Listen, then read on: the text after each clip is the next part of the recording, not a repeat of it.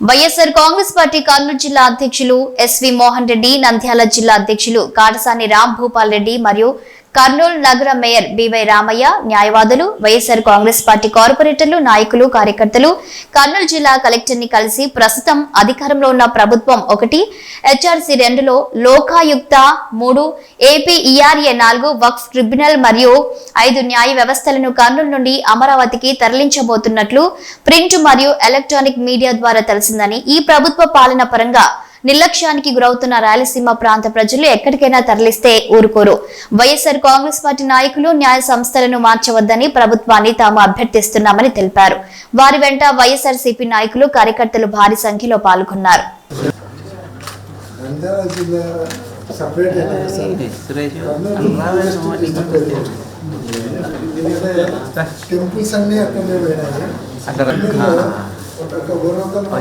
లేకుంటే ఏం చేస్తారు ఇక్కడ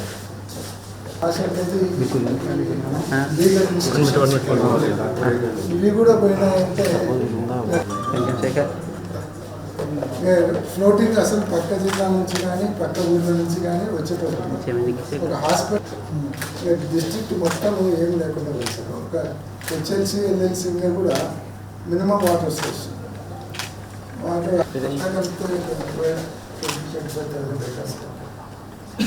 అది ఇవి ఉంటే అనుకుంటే ఇవి కూడా నేను హైకోర్టులో గవర్నమెంట్ ఫార్వర్డ్ చేసి కొద్దిగా ఫేవరబుల్ యాక్షన్ వచ్చేటట్టు చేస్తే పర్మిషన్ ఆఫ్ హైకోర్టే తెలంగాణ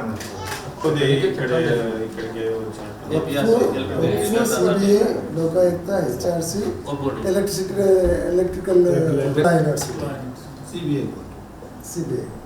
సరే, అన్నిటికంటే ఎక్కువ నష్టపోయేది పాణ్యం నియోజకవర్గం. ఇవన్నీ పాణ్యం నియోజకవర్గంలోనే ఉన్నాయి.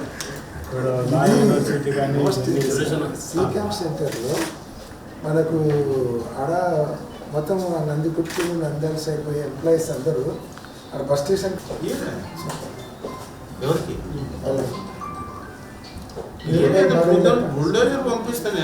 మొత్తం ఈ పేద ప్రజలకు ఉన్న అవుట్ సైడ్ స్టాండింగ్ కూడా